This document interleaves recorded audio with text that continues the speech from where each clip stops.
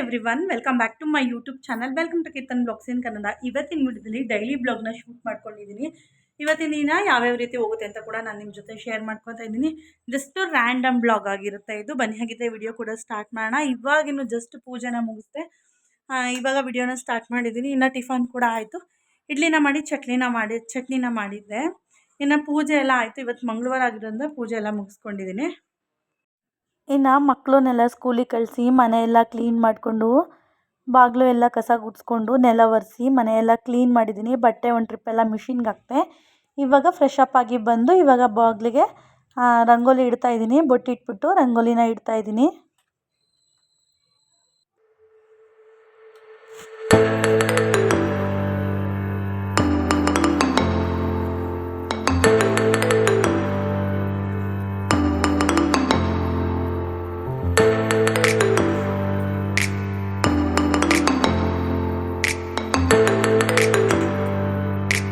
ಇನ್ನು ಬಾಗಿಲಿಗೆ ರಂಗೋಲಿನ ಬಿಡ್ಸೋಕ್ಕೆ ನಾನು ಈ ಥರ ಸ್ಟೆನ್ಸಿಲ್ಗಳನ್ನ ಯೂಸ್ ಮಾಡ್ಕೊಂಡಿದ್ದೀನಿ.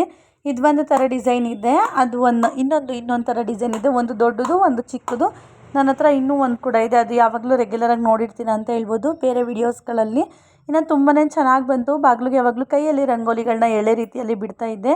ಇನ್ನು ಈ ಸತಿ ಸ್ಟೆನ್ಸಿಲಲ್ಲಿ ಬಿಟ್ಟನಲ್ಲ, ಅದು ತುಂಬಾ ಚೆನ್ನಾಗಿತ್ತು. ಇನ್ನು ಕಲಸದ ಹತ್ರ ಕೂಡ ಒಂದು ಬಿಟ್ಟೆ, ನನಗಿಷ್ಟ ಆಯಿತು. ಇನ್ನು ರಾಘವೇಂದ್ರ ಸ್ವಾಮಿ ಹತ್ರ ಒಂದು ಬಿಟ್ಟೆ, ಅದು ಯಾಕೋ ಚೆನ್ನಾಗಿ ಬರಲಿಲ್ಲ ಅಂತ ಮತ್ತೆ ರಬ್ ಮಾಡಿಬಿಟ್ಟು ಮತ್ತೆ ಇನ್ನೊಂದು ಸತಿ ಬಿಡಿಸ್ದೆ. ಇದು ಕೂಡ ತುಂಬ ಚೆನ್ನಾಗಿ ಬಂತು. ಈ ರೀತಿಯಾಗಿ ಬಾಗಿಲು ಮುಂದೆ ಮತ್ತು ಹೊಸ್ಲುಗಳ ಹತ್ರ ತುಂಬಾ ಚೆನ್ನಾಗಿ ರಂಗೋಲಿಗಳನ್ನ ಬರುತ್ತೆ. ನೀವು ಕೂಡ ಈ ಥರ ತೊಗೊಬಂದು ಬಿಡಿಸ್ಕೋಬೋದು. ರಂಗೋಲಿ ಯಾರಿಗೆ ಬಿಡ್ಸೋಕ್ಕೆ ಬರೋಲ್ಲ ಅವರು ಈ ಥರ ಸಹ ಬಿಡಿಸ್ಕೊಬೋದು ತೊಗೊಂಡು ಬಂದು.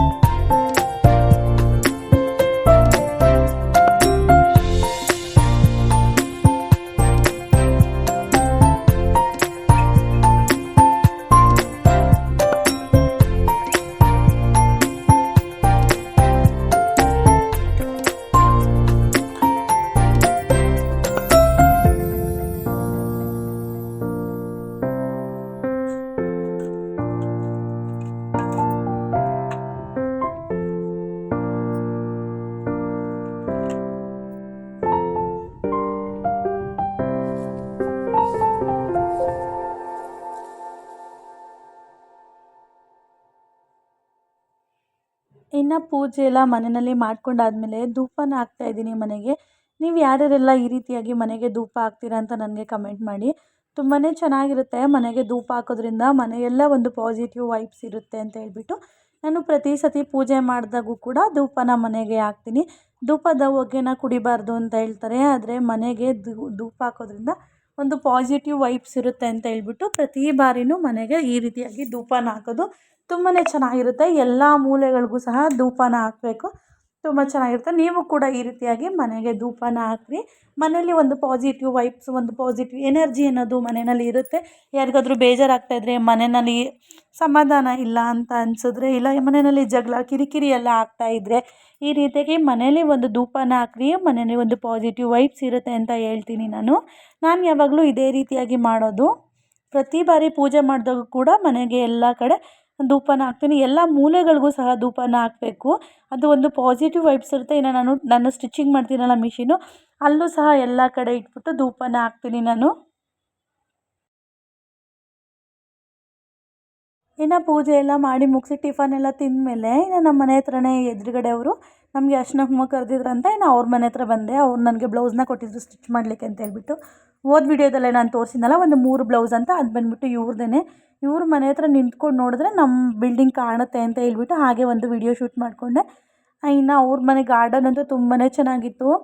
ಮಂಗ್ರು ಬಳ್ಳಿ ಗಿಡ ಹಾಕಿದ್ರು, ಎಲ್ಲ ಬರೀ ಆರೋಗ್ಯ ಸಮಾನ ಗಿಡಗಳನ್ನೇ ಹಾಕಿದ್ರು. ತುಂಬಾ ಚೆನ್ನಾಗಿತ್ತು. ಇನ್ನು ನೀರು ಪತ್ರೆ ಗಿಡ ತುಂಬಾ ಗಿಡಗಳನ್ನ ಹಾಕಿದ್ರು ಅವರು. ಮಂಗ್ರು ಬಳ್ಳಿ ನೋಡಿ, ಇದು ಈ ಥರ ಎಲ್ಲ ಗಿಡಗಳನ್ನೆಲ್ಲ ಹಾಕಿದ್ರು ಅವರು. ಅಲ್ಲಿಂದ ಮನೆಗೆ ಬಂದಿದ್ದಾಯಿತು ಅರ್ಶಿನ ಕುಂಕುಮ ತೊಗೊಂಡು. ಇನ್ನು ಸ್ಯಾರಿ ಕುಚ್ಚು ಕೂಡ ಸ್ಟಾರ್ಟ್ ಮಾಡಬೇಕು. ಬನ್ನಿ ಹಾಗಿದ್ರೆ ಇವತ್ತಿನ ದಿನ ಯಾವ ರೀತಿ ಹೋಗುತ್ತೆ ಅಂತ ನೋಡೋಣ. ನನ್ನ ವಿಡಿಯೋದಲ್ಲಿ ನನ್ನ ಯೂಟ್ಯೂಬ್ ಚಾನಲಲ್ಲಿ ಹಳೆ ವೀಡಿಯೋಸ್ ತುಂಬಾ ಇದೆ, ಅದನ್ನು ನೋಡಿ ಸಪೋರ್ಟ್ ಮಾಡಿ ಅಂತ ಕೇಳ್ಕೊತೀನಿ. ಬನ್ನಿ ಹಾಗಿದ್ರೆ ವಿಡಿಯೋ ಕೊಡೋಣ, ಸ್ಟಾರ್ಟ್ ಮಾಡಿ. ಹೊಲ್ದಿದ್ದೀರಾ ಸರ್? ನೀಟಾಗಿ ಹೊಲ್ದಿದ್ದೀರಾ? ಎಲ್ಲ ಫಿನಿಶಾ? ಎಷ್ಟು ಸರ್ ಪೇಮೆಂಟು? 15 ಸರ್. ಒಂದು ಬ್ಲೌಸಿಗೆ 15,000 ರೂಪಾಯಿ ಸರ್? ತಗೊಳ್ಳಿ ಸರ್. ಮತ್ತೆ ಕೊಟ್ಟರೆ ಹೊಲ್ಕೊಡ್ತೀರಾ ಸರ್? Thank you sir. ಇನ್ನು ನನ್ನ ಮಗನ ಜೊತೆ ಅಂತೂ ಕೆಲಸ ಮಾಡಲಿಕ್ಕೆ ಬಿಡಲ್ಲ ನನ್ನ ಮಗ. ನಾನು ಸ್ಟಿಚ್ ಮಾಡ್ತೀನಿ, ನಾನು ಅದು ಮಾಡ್ತೀನಿ, ನಾನು ಇದು ಮಾಡ್ತೀನಿ ಅಂತ ಬರ್ತಾಯಿದ್ದ. ಸ್ಯಾರಿ ಕೂಡ ಕುಚ್ಚನ್ನ ಕಟ್ಟಿ ಮುಗಿಸಿದ್ದೀನಿ. ಈ ರೀತಿಯಾಗಿತ್ತು ಸ್ಯಾರಿ ಕುಚ್ಚನ್ನ ನಾನು ಕಟ್ಟಿದ್ದು. ಇದು ತುಂಬಾ ಚೆನ್ನಾಗಿ ಬರುತ್ತೆ. ಈ ಸ್ಯಾರಿ ಬಂದ್ಬಿಟ್ಟು ಅವರು ರಿಸೆಪ್ಷನ್ಗೆ ಸ್ಯಾರಿನ ಕುಚ್ಚನ್ನ ಹಾಕಿಸ್ಕೊಂಡಿದ್ದಾರೆ. ತುಂಬಾ ಚೆನ್ನಾಗಿದೆ. ಇದ್ರ ವಿಡಿಯೋ ಕೂಡ ನನ್ನ ಯೂಟ್ಯೂಬ್ ಚಾನಲಲ್ಲಿ ಸ್ಯಾರಿ ಕುಚ್ಚು ವಿಡಿಯೋ ಇದೆ. ನೀವು ಕೂಡ ನೋಡಿಬಿಟ್ಟು ಸ್ಯಾರಿ ಕುಚ್ಚನ್ನ ಸಹ ಮನೆಯಲ್ಲೇ ಕಟ್ಕೋಬೋದು. ಹೊರಗಡೆ ಮಿನಿಮಮ್ ಅಂದರೆ ಈ ಥರ ಸ್ಯಾರಿ ಕುಚ್ಚನ್ನ ಕಟ್ಟಲಿಕ್ಕೆ 350 ಇಂದ 400 ರೂಪೀಸ್ ಚಾರ್ಜ್ ಮಾಡ್ತಾರೆ. ನೀವೇ ಮನೆಯಲ್ಲಿ ಕಟ್ಕೋಬೋದು. ಇನ್ನು ಒಂದು ಮೀಶೋದಲ್ಲಿ ಒಂದು ಸರನ ಬುಕ್ ಮಾಡಿದ್ದು ನನ್ನ ಫ್ರೆಂಡ್, ಅದು ಕೂಡ ಬಂದಿತ್ತು, ರಿಸೀವ್ ಆಗಿತ್ತು ಅಂತ ಓಪನ್ ಮಾಡಿ ನೋಡಿದೆ. ಇನ್ನು ಸಂಜೆ ಸ್ನ್ಯಾಕ್ಸ್ ಟೈಮಿಗೆ ಅಂತ ಅಂದ್ಬಿಟ್ಟು ಬಜ್ಜಿ ಮಾಡಿಬಿಟ್ಟು ಕಾಫಿನ ಮಾಡಿಕೊಂಡು ಕುಡಿದು ಸಂಜೆ ಟೈಮ್ನ ಈ ರೀತಿಯಾಗಿ ಎಂಜಾಯ್ ಮಾಡ್ಕೊಂಡ್ವಿ. ನಾನು ನೈಟು ಡಿನ್ನರ್ಗೆ ನಾನು ಚಪಾತಿ ಮಾಡೋಣ ಅಂತ ಅಂದ್ಬಿಟ್ಟು ಚಪಾತಿ ಹಿಟ್ಟನ್ನ ಕಲಸಿಕ್ಕಿದ್ದೀನಿ. ಚಪಾತಿ ಕೂಡ ಹರ್ಕೊತಾ ಇದ್ದೀನಿ ಇವಾಗ. ಚಪಾತಿ ಜೊತೆ ಅನ್ನ ಮತ್ತು ಚಿಕನ್ ಫ್ರೈನ ಮಾಡ್ಕೊಂಡಿದ್ದೆ. ತುಂಬಾ ಚೆನ್ನಾಗಿರುತ್ತೆ. ಚಪಾತಿಗಂತೂ ಒಂದು ಒಳ್ಳೆ ಕಾಂಬಿನೇಷನ್ ಅಂತ ಹೇಳ್ಬೋದು. ನೀವು ಪರೋಟ ಜೊತೆ ಸರ್ವ್ ಮಾಡ್ಬೋದು. ಚಿಕನ್ ಗ್ರೇವಿನ ರೈಸ್ ಜೊತೆ ತಿನ್ಬೋದು, ಮುದ್ದೆ ಜೊತೆ ತಿನ್ಬೋದು, ಎಲ್ಲದಕ್ಕೂ ತುಂಬಾ ಚೆನ್ನಾಗಿರುತ್ತೆ. ನಾನು ಚಿಕನ್ ಫ್ರೈಗೆ ಮುದ್ದೆ ಮತ್ತು ಚಪಾತಿನ ಮಾಡಿದ್ದೆ. ತುಂಬಾ ಚೆನ್ನಾಗಿತ್ತು ನೈಟು ಡಿನ್ನರ್ ಅಂತೂ. ನಿಮಗೆ ಈ ವಿಡಿಯೋ ಕೂಡ ಇಷ್ಟ ಆಗಿರ್ಬೋದು. ಹಳೆ ವಿಡಿಯೋಸ್ ನೋಡಿ ಸಪೋರ್ಟ್ ಮಾಡಿ ಅಂತ ಕೇಳ್ಕೊತೀನಿ. ಈ ವಿಡಿಯೋ ನಿಮಗೆ ಒಂದು ಸ್ವಲ್ಪನಾದರೂ ಇಷ್ಟ ಆಗಿದ್ದರೆ ಲೈಕ್ ಮಾಡಿ, ಕಮೆಂಟ್ ಮಾಡಿ, ಶೇರ್ ಮಾಡಿ, ಸಬ್ಸ್ಕ್ರೈಬ್ ಮಾಡ್ಕೊಂಡು ಸಪೋರ್ಟ್ ಮಾಡಿ. ನೆಕ್ಸ್ಟ್ ವಿಡಿಯೋದಲ್ಲಿ ಸಿಗ್ತೀನಿ. ಇನ್ನು ನನ್ನ ಯೂಟ್ಯೂಬ್ ಚಾನಲಲ್ಲಿ ಹಳೆ ವಿಡಿಯೋಸ್ ತುಂಬಾ ಇದೆ, ಅದನ್ನೆಲ್ಲ ನೋಡಿ ಸಪೋರ್ಟ್ ಮಾಡಿ ಅಂತ ಕೇಳ್ಕೊತೀನಿ. ಈ ವಿಡಿಯೋ ಇಲ್ಲಿಗೆ ಎಂಡ್ ಮಾಡ್ತಾಯಿದ್ದೀನಿ. ಹೋಗಿ ಬರಲಾ? ನೆಕ್ಸ್ಟ್ ವಿಡಿಯೋದಲ್ಲಿ ಸಿಗ್ತೀನಿ. ಧನ್ಯವಾದಗಳು.